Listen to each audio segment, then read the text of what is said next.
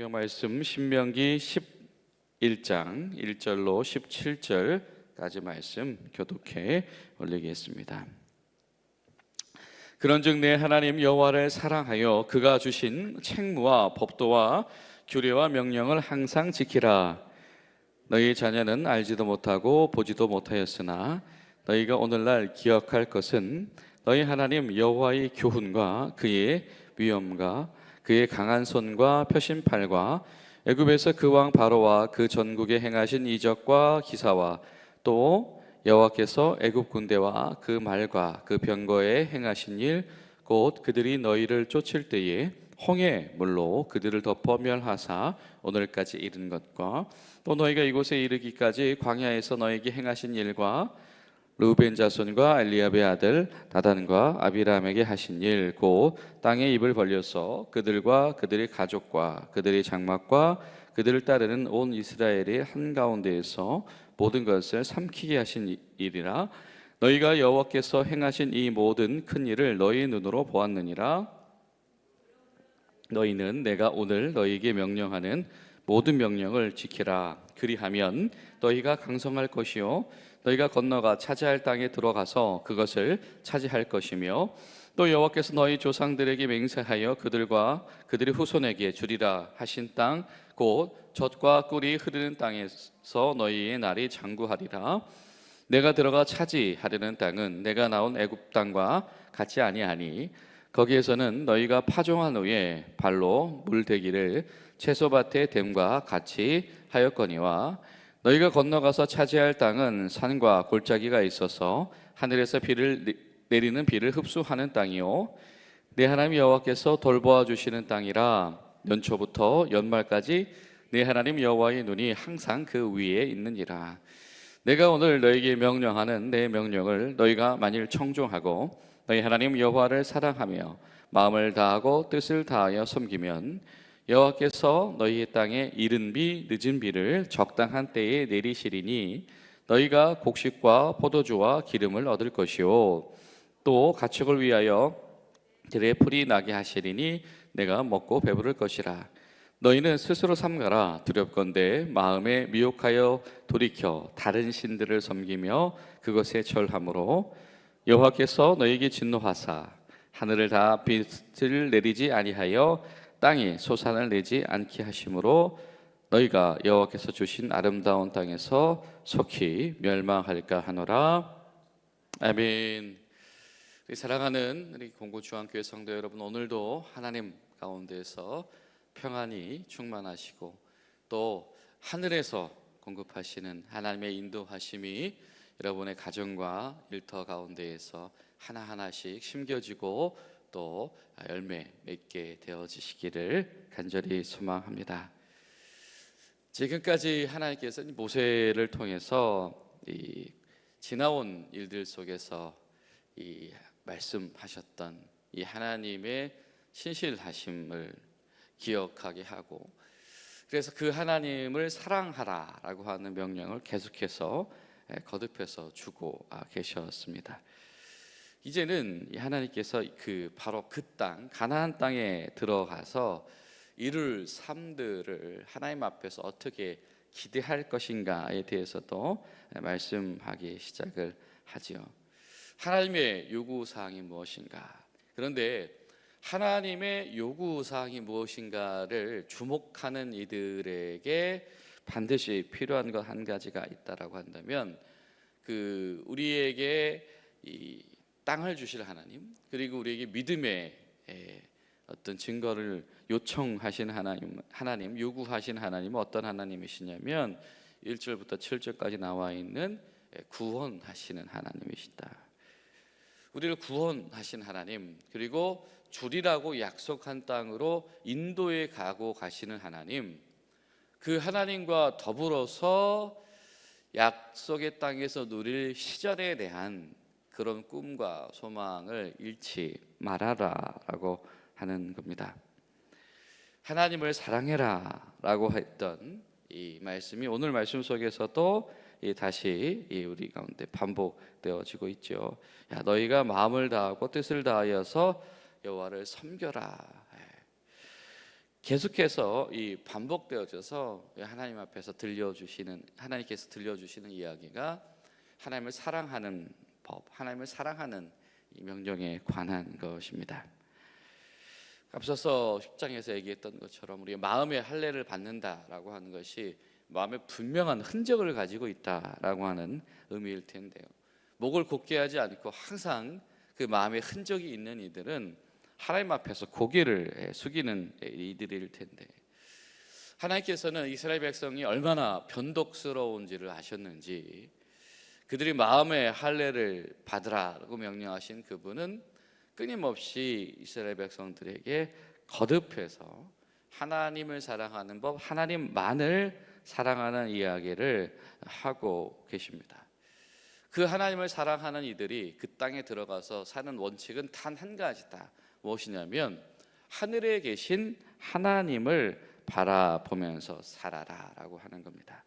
하늘에 계신 하나님을 바라보면서 살아라. 1절과 이제 2절을 보면 몇 가지 이제 단어들이 추가됩니다. 이 계속되어진 반복적인 표현 속에서 지금까지 이 규례와 법도, 명령이라고 한 단어들이 등장을 했었는데 그의 앞에 한 가지가 더 추가가 되죠. 뭐가 추가가 됩니까? 그렇죠. 이 책무라는 단어가 이제 또 추가가 되기 시작을 합니다. 이 책무라고 하는 단어는 특별히 이 민수기에서 굉장히 많이 쓰여지는 이 단어인데요. 이 책무라고 하는 건 뭐냐면 준수 사항, 반드시 지켜야 되는 사항, 이런 정도의 의미를 가지고 있습니다. 예를 들면 성막을 지을 때, 성막을 운반할 때 반드시 준수해야 되는 사항들이 있지요. 그런 것들을 말씀할 때에 이 책무라고 하는 이 단어가 등장을 합니다. 이 책무는 이 마땅히 그것에 관하여서 정확히 지켜야 될 하나님의 말씀이다라고 하는 것인데, 지금 이스라엘 백성들, 이 하나님께서 이 끄집어낸 백성들, 그리고 주시겠다고 약속하셨던 그 땅에 들어갈 이들은 반드시 이렇게 정확하게 지켜야만 하는 하나님의 명령을 가진 이들이다라고 하는 겁니다. 또 2절에 보면 교훈이라고 하는 말이 또 추가가 되기 시작을 해요. 이 교훈이라고 하는 건 뭐냐면 그냥 이 배워서 지식으로 들려주는 이야기 이런 것이 아니라 회초리를 맞으면서 체득하는 일이 바로 교훈입니다. 그러니까 훈련받는 거죠. 그것에 숙달될 때까지, 그리고 그것이 완전히 잘 지켜져서 어긋남이 없을 때까지 배우는 것을 이 교훈이라고 합니다. 혹독하게 배우는 것이죠. 이스라엘 백성들은 어떻게 되었습니까? 이 40년 동안 하나님 앞에서 이 광야에서 교훈을 받았지요. 이 교훈이라고 하는 것이 바로 그런 겁니다. 여호와의 교훈, 너희 자녀는 알지도 못하고 보지도 못하였으나 너희가 오늘 기억할 것은 너희 하나님 여호와의 교훈이다. 하나님 앞에서 배운 것들, 하나님 앞에서 지금까지 훈련받은 이것들 절대로 잊어버려서는 안 된다라고 하는 것이죠. 여러분, 그런데 우리 가운데 이 하나님께로부터 배운 것들, 하나님께로부터 우리가 훈련되어지고 하나님께서 우리에게 주어 주신 것들이 사실은 뭐 당대에 끝나는 일은 너무 빈번하고요. 그렇죠? 우리에게도 이 과거의 사건에 머물러서 한때 하나님께 훈련받았으나, 한때 하나님께 배웠으나 지금은 그 교훈과 이 배움과 무관한 자리를 살아가는 이들이 우리 가운데 적지 않을 수도 있습니다. 그런 이들에게 오늘 성경은 우리에게 도전하시는 것이죠. 하나님과 함께 그 약속의 땅에 들어가서 사는 그 미래를 꿈꾸는 이들은 반드시 기억해야 된다. 무엇이냐면 하나님은 우리에게 책무를 맡겨주시는 분, 너희가 아니면 그거 누가 지키겠냐, 너희가 모르면 그거 누가 알고 지키겠냐라고 하는 책무를 맡겨주시는 분이시요. 그리고 하나님께서 애써서 이 교훈하신 것들이 소멸되거나 그쳐지거나 단절되기를 원치 않으신다. 하나님께서 이 교회 역사 가운데서 한 가정의 이 믿음의 여정 가운데서 여러모로 하나님께서 역사에 오셨는데 그 하나님의 교훈이 끊겨져서는 안 된다라고 하는 것이죠. 여러분 기도하실 때 하나님, 우리 교회와 가정 가운데 하나님께서 주신 맡겨주신 책무, 하나님께서 우리에게 그동안에 훈련해 주신 이 교훈들이 끊어지지 아니하도록 도와주시옵소서. 그런 마음으로 나아간 저 여러분들이 될 수 있기를 간절히 소망합니다. 또 이 눈여겨 볼 것들이 몇 개가 있습니다. 이 10절 말씀을 보면 이런 표현들이 등장을 해요. 내가 들어가 차지하려는 땅, 내가 나온 애굽 땅과 같지 아니한다. 자, 무슨 일이 있었냐면 거기에서는 내가 나온 애굽 땅은 어떤 일이 있었습니까? 너희가 파종한 후에 발로 물대기를 채소밭에 댐과 같이 하였다. 그러나 너희가 차지할 땅은 그와 다르다. 그 땅은 하늘에서 내리는 비를 흡수하는 땅이다. 이 두 가지 이 포인트가 있습니다. 한 가지는 뭐냐면, 자, 애굽에서의 시절을 내가라고 하는 2인칭 이 단수를 사용을 하고 있습니다. 애굽에서의 농사는 어떤 농사이냐면 네가 스스로 너 혼자서 짓던 농사다. 먹고 살려고, 그리고 살아남으려고 내가 내 인생 살아갔던 그 시절이 바로 애굽의 시절이다라고 하는 것이죠. 그러나 이제 하나님과 함께 나아가는 약속의 땅의 시절은 그와 다르다. 혼자서 살아가는 것이 아니고 하나님께서 내려주신 비로 말미암아 시작되어지는 것, 하나님께서 주신 은총, 하나님께서 주신 은혜로부터 시작되어진 것을 받고 경작하고 가꾸면서 살아가는 인생이 시작되어진다. 여러분, 하나님께서 우리에게 보내시는 약속의 땅, 하나님께서 예수 그리스도의 십자가를 통해서 우리를 구속하시고 구원하셔서 우리에게 이 초대하신 교회와 이 성도로서의 삶은 그냥 내가 내 인생 살아가는 삶이 결코 아니며 하늘에서 하나님께로부터 온 것, 은혜로 시작된 것으로부터 심고 가꾸고 거두어 가야 되는 삶이다 라고 하는 것을 여러분 우리가 기억할 수 있기를 바랍니다. 기도하실 때 하나님, 우리가 우리 인생 우리의 자원만으로, 우리의 노력만으로 살아가지 않게 도우시고, 우리 교회의 어떤 믿음과 전통이 그런 것들이 아니라 하나님께로부터 시작되어진 것을 심고 가꾸는 인생으로 살아가도록, 또 그런 믿음의 유산들이 전개되어지고 계승되어지도록 우리를 도우시옵소서. 우리가 그런 마음으로 나아갈 수 있기를 간절히 소망합니다. 여러분 잘 아시는 것처럼 애굽 땅은 굉장히 풍족한 땅이었죠.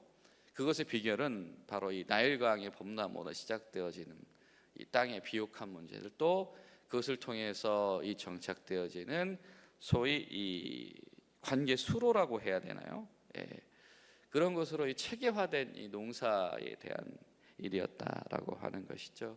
그래서 어떤 체계와 시스템이 주는 그 안정감과 우월감이 있는 그 풍요한 나라가 이 애굽이었다라고 한다면, 이 가나안 땅은 이 때로는 이 땅의 토질 또는 지역 또 계절에 따라서 여러 가지 이 성패들이 달려 있는 땅이기도 하였습니다.